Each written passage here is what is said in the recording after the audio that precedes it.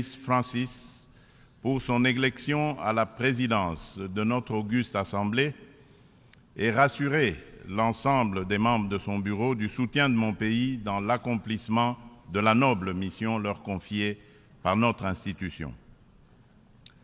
Je m'en voudrais si je ne remerciais pas le président sortant, M. Saba Korosi, pour son leadership clairvoyant et son dévouement qui ont contribué à faire avancer les débats et à trouver des solutions concertées. Mes remerciements s'adressent également à M. Antonio Guterres, secrétaire général des Nations Unies, pour son engagement actif et permanent en faveur de la paix et la sécurité internationale. Monsieur le Président, pendant que se tient ici à New York cette session, le peuple marocain n'a pas encore fini de pleurer ses victimes ni guéri ses plaies par suite des puissants tremblements de terre survenus dans la nuit de vendredi 8 au samedi 9 septembre en cours, causant la mort de plus de 3000 Marocains, en blessant au moins 5000 et détruisant plusieurs villes et localités du royaume. De même, les Libyens ne sont pas encore sortis des traumatismes des inondations qui ont ôté la vie à plus de 20 000 personnes et provoqué d'énormes dégâts matériels le dimanche 10 de ce même mois. Le peuple congolais salue la mobilisation de la communauté internationale pour secourir ces peuples frères du Royaume du Maroc et de la Libye. Il leur exprime toute sa compassion et sa solidarité et souhaite une prompte guérison à tous les blessés de ces deux calamités naturelles. Monsieur le Président, au-delà de déplorer ces calamités naturelles, l'actuelle session de l'Assemblée générale se tient à une période exceptionnelle de notre histoire où le monde est confronté à des situations graves qui menacent l'existence même de la nature humaine. À la guerre en Ukraine, qui entraîne la crise alimentaire, marquée par une flambée des prix et une pénurie de denrées de première nécessité, s'ajoute l'aggravation des effets du réchauffement climatique, des conflits armés qui continuent à faire rage ci et là. Ces crises qui se renforcent mutuellement mettent au défi le système multilatéral et la coopération internationale. Or, maintenir la paix et la sécurité internationale, garantir la justice et les droits humains, favoriser le progrès social, instaurer les meilleures conditions de vie, sont en effet des vœux unanimes et intemporels de tous les peuples du monde qui doivent par conséquent demeurer au centre de notre action collective suivant une approche réellement multilatérale et inclusive. Nous sommes interpellés à travailler ensemble en vue de répondre à ces défis qui sont de portée existentielle. C'est pour cette raison fondamentale que je salue la pertinence du thème central annuel de cette session, intitulé « Rétablir la confiance et raviver la solidarité mondiale, accélérer l'action menée pour réaliser le programme 2030 et les objectifs de développement durable en faveur de la paix, de la prospérité, du progrès et de la durabilité pour tous. » Cette thématique place les valeurs de solidarité et de confiance au cœur des facteurs de la relance et l'accélération des solutions aux défis mondiaux étroitement imbriqués afin que faire progresser la paix, la sécurité et le développement durable.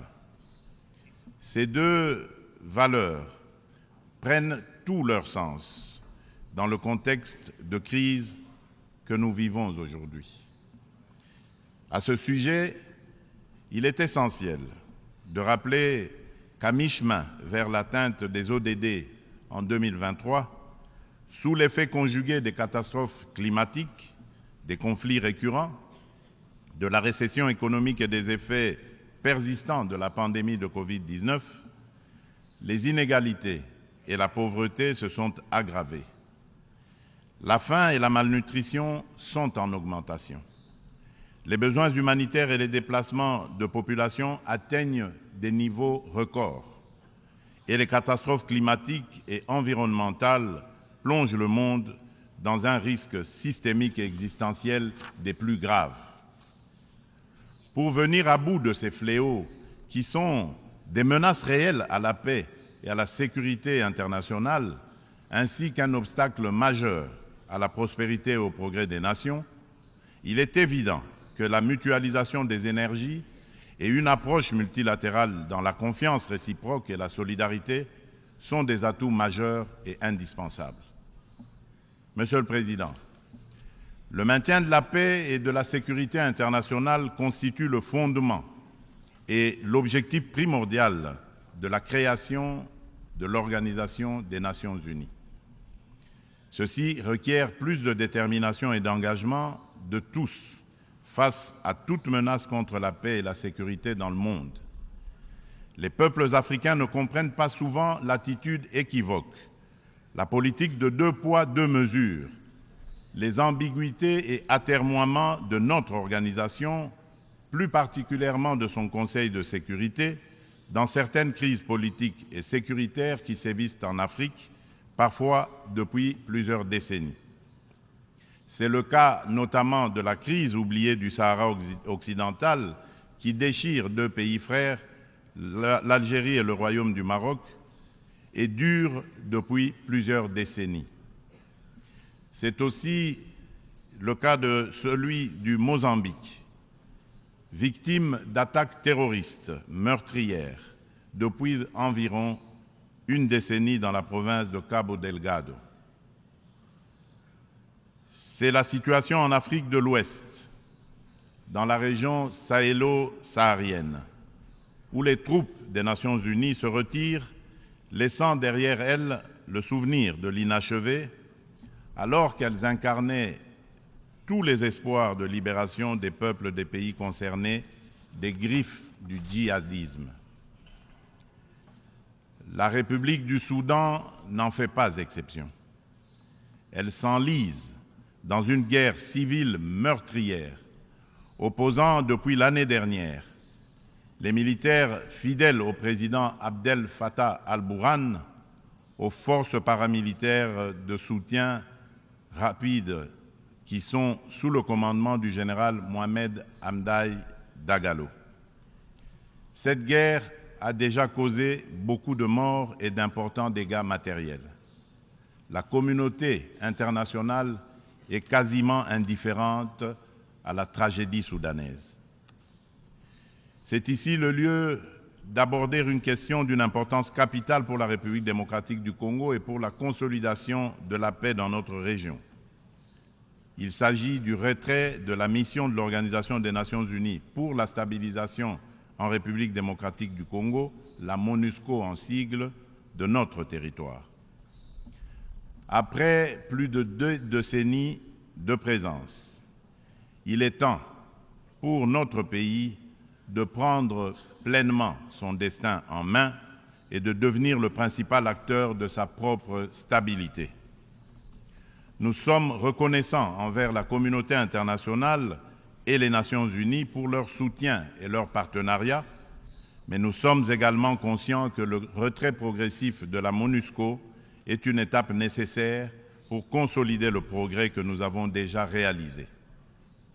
Cependant, il est à déplorer que les missions de maintien de la paix déployées sous une forme ou sous une autre depuis 25 ans en République démocratique du Congo n'aient pas réussi à faire face aux rébellions et conflits armés qui déchirent ce pays et la région des Grands Lacs, ni à protéger les populations civiles.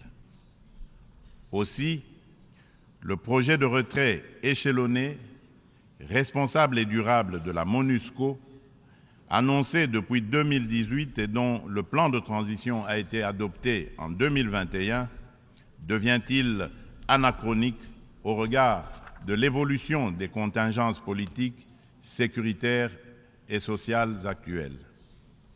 Il est donc illusoire et contre-productif de continuer à s'accrocher au maintien de la MONUSCO pour restaurer la paix en République démocratique du Congo et stabiliser celle-ci. Par ailleurs, l'accélération du retrait de la MONUSCO devient une nécessité impérieuse pour apaiser les tensions entre cette dernière et nos concitoyens. Il est temps pour mon pays d'explorer de nouveaux mécanismes de collaboration stratégique avec les Nations Unies, davantage en phase avec nos réalités actuelles. C'est pourquoi, en ma qualité de garant constitutionnel de l'intégrité territoriale, de la souveraineté et de l'indépendance de mon pays, de la bonne tenue de notre nation ainsi que du bien-être de mes concitoyens, j'ai instruit le gouvernement de la République d'entamer des discussions avec les autorités onusiennes pour un retrait accéléré de la MONUSCO de la République démocratique du Congo, en ramenant le début de ce retrait progressif de décembre 2024 à décembre 2023. Tel est le sens de la démarche actuelle de notre gouvernement, qui a adressé un courrier au président du Conseil de sécurité des Nations Unies en date du 1er septembre 2023, sollicitant l'accélération du retrait de la MONUSCO. En sus du retrait accéléré de la MONUSCO, la République démocratique du Congo réitère sa demande au Conseil de sécurité de l'ONU de sanctionner toute personne physique et morale reconnue comme auteur, co-auteur et complice, matériel et intellectuel des crimes de guerre et contre l'humanité, ainsi que des violations graves des droits de l'homme, du droit international et de la Charte des Nations Unies sur le territoire congolais. Il est injuste et inadmissible que des personnes citées comme responsables des crimes graves susmentionnés dans les différents rapports des experts de l'ONU elle-même sur la situation sécuritaire en République démocratique du Congo restent impunies dans le silence total de notre organisation et de ses membres, qui placent pourtant la lutte contre l'impunité parmi leurs priorités en matière de gouvernance interne et externe. À ce sujet, le gouvernement de la République démocratique du Congo salue chaleureusement les sanctions que vient d'infliger le gouvernement des États-Unis d'Amérique au Rwanda pour son soutien au groupe terroriste du M23 et à un de ses hauts responsables impliqués dans les aventures criminelles au Congo. Pour rappel, ce groupe terroriste supplétif du Rwanda ne respecte aucun des engagements conclus par les chefs d'État de la région dans les cadres des processus de Luanda et de Nairobi.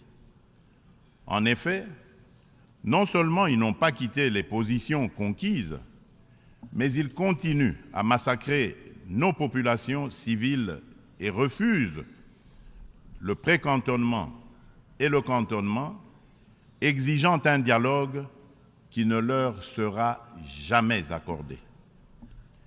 La République démocratique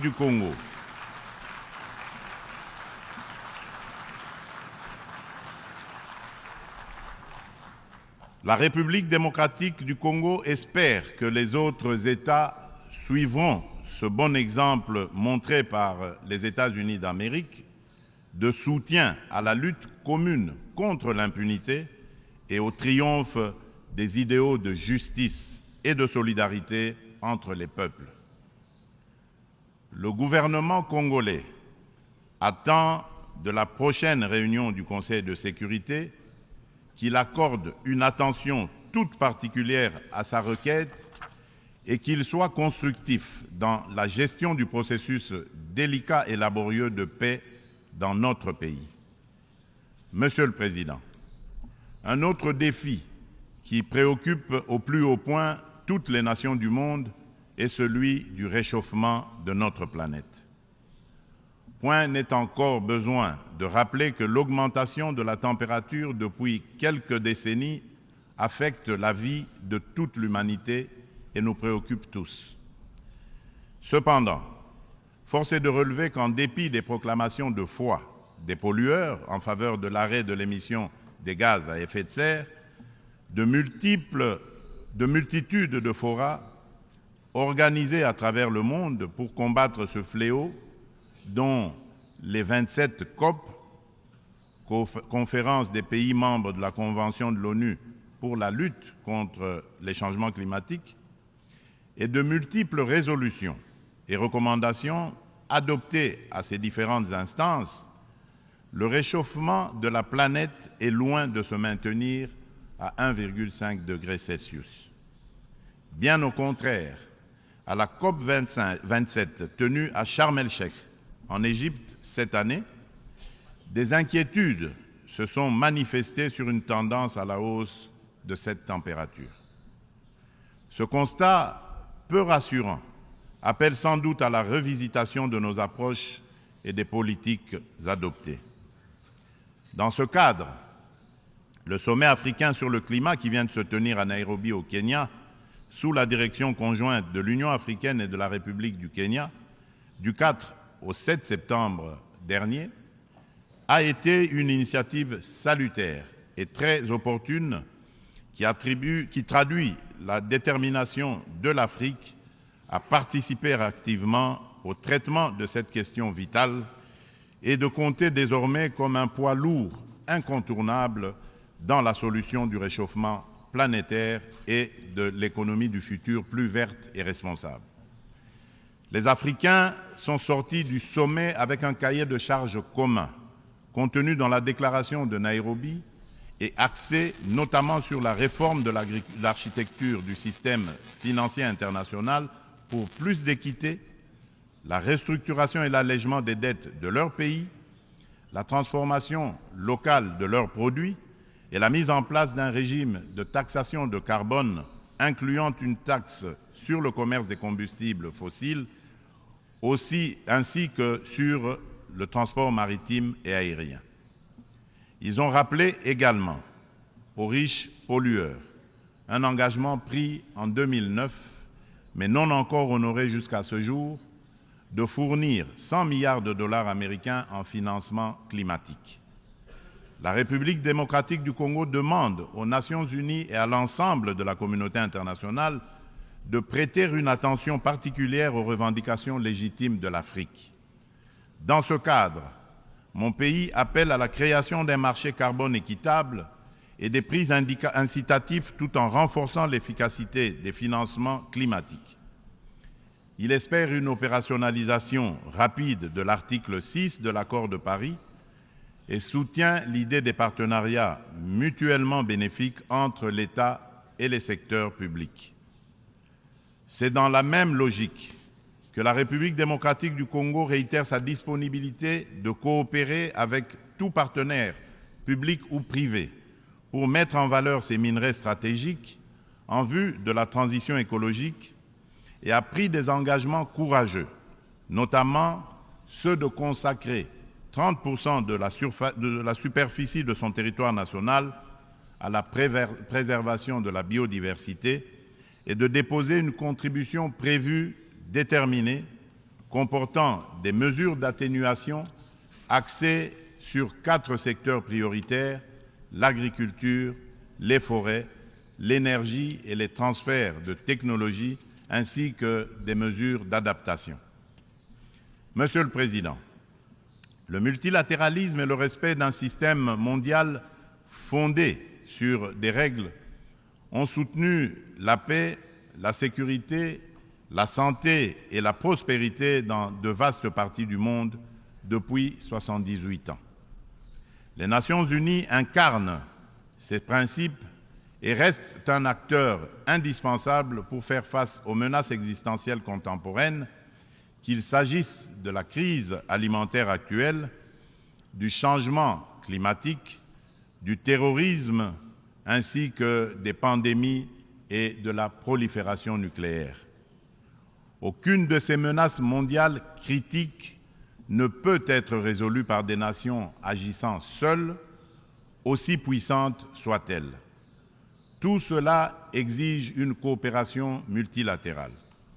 Pour conserver la confiance de la communauté internationale, l'Organisation des Nations Unies doit montrer qu'elle est capable de s'adapter au temps présent et de relever avec efficacité et responsabilité les défis d'aujourd'hui. Aussi, pour donner un nouveau départ au multilatéralisme, la réforme de la Charte des Nations Unies sur les points clés, Conseil de sécurité, veto, chapitre 7, recours à la force, est-elle indispensable, mais ne serait pas suffisante. Les chantiers ne manquent pas. La coordination et la coopération entre les différentes institutions et agences des Nations Unies sont imparfaites. Des problèmes globaux sont abordés plusieurs fois dans différentes enceintes, sous des angles différents, de façon contradictoire, d'autres ne le sont jamais nulle part. Chaque bureaucratie internationale entend persévérer dans son être. À ce sujet, la demande pressante et incessante de mon pays et de l'Afrique tout entière est d'élargir le Conseil de sécurité des Nations Unies en tant qu'organe pilote et décisionnel de l'ONU, afin de pouvoir intégrer en son sein 2 représentants du continent africain en qualité de membres permanents aux fins de consacrer un équilibre géographique juste et représentatif. D'où la pertinence et la nécessité de réformer notre organisation vieille de 78 ans, qui accuse certaines limites face aux mutations actuelles et à la dynamique internationale, afin de lui donner plus d'inclusivité, aussi bien dans sa composition que dans son processus de prise de décision, qui désormais devra prendre en compte la voix de l'Afrique. Monsieur le Président, avant de clore mon propos, permettez-moi du haut de cette tribune de revenir sur la question des violences faites aux femmes dans le contexte de guerre et des conflits armés. Il n'est un secret pour personne que la République démocratique du Congo est l'un des États africains où les violences sexuelles contre la femme sont les plus déconcertantes, du fait notamment des décennies de conflits armés. Afin de soulager les souffrances des femmes victimes des violences liées au conflit et de réparer, un tant soit peu, le préjudice leur causé, mon pays a mis en place des mécanismes institutionnels spécifiques. Il s'agit notamment du Fonds national des réparations des victimes des violences sexuelles liées au conflit et des victimes des crimes contre la paix et la sécurité de l'humanité, le FONAREV, créé en décembre 2022. Dans le prolongement de ces initiatives de protection et de promotion de la femme, la République démocratique du Congo s'emploie inlassablement à changer le regard des hommes sur les femmes, notamment en bannissant les structures sociétales qui créent des barrières à l'épanouissement de la femme, ainsi que les dynamiques de pouvoir qui sous-tendent les relations hommes-femmes. En effet, les compétences et les ressources données aux femmes ne suffisent pas à elles seules pour changer leurs conditions. Il est indispensable, en plus, de changer les dynamiques sociales au sein des couples, des familles et des communautés. C'est tout le sens du projet de promotion de la masculinité positive que j'avais initié depuis le début de mon mandat à la tête de l'Union africaine.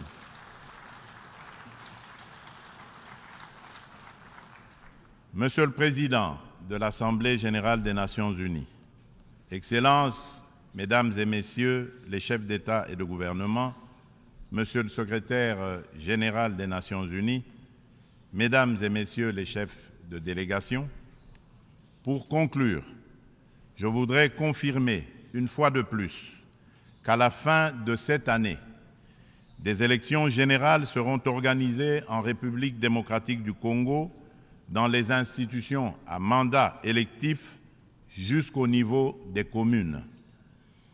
En vue de garantir leur succès, toutes les parties impliquées se mobilisent activement. La Commission électorale nationale indépendante, la CENI, a déjà convoqué le corps électoral et publié les listes des candidats pour les législatives nationales et provinciales ainsi que les municipales. Des dispositions sont prises pour assurer la transparence, l'inclusivité, l'égalité des chances et la crédibilité des prochains scrutins. Des invitations ont déjà été lancées aux institutions internationales et organisations non gouvernementales spécialisées en la matière pour mandater leur mission d'observation électorale afin d'accompagner le processus et d'aider l'État congolais à consolider sa jeune démocratie. L'ONU est invitée aussi à y jouer un rôle important par ses institutions spécialisées. Le gouvernement congolais remercie déjà celles des institutions et ONG invitées qui sont déjà à pied d'œuvre. La République démocratique du Congo reste convaincue que l'ONU reste le cadre le plus approprié pour discuter de l'avenir de notre planète et des relations aussi bien entre les peuples qu'entre les États. Suite à la tenue d'élections démocratiques et apaisées au Zimbabwe, je lance un appel pressant aux Nations Unies de mettre tout en œuvre pour obtenir la levée immédiate des sanctions contre la République du Zimbabwe et son peuple. Cependant, pour remplir efficacement ces lourdes et délicates missions et mériter la confiance de tous, l'ONU doit incarner les valeurs de justice, d'équité et de solidarité et être représentative de tous dans notre diversité culturelle, politique, économique et sociale. C'est là tout le sens de sa réforme sur laquelle les Africains ne cessent de revenir et du combat que nous devons tous mener. Je vous remercie.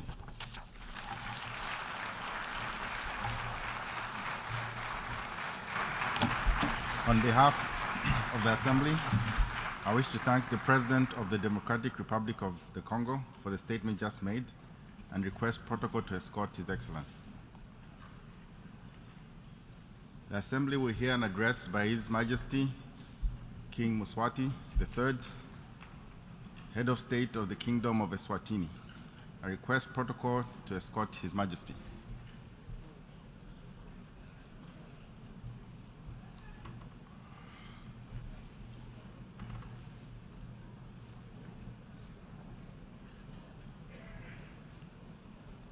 On behalf of the General Assembly, I have the honor to welcome His Majesty King Mswati III, Head of the State of the Kingdom of Swat.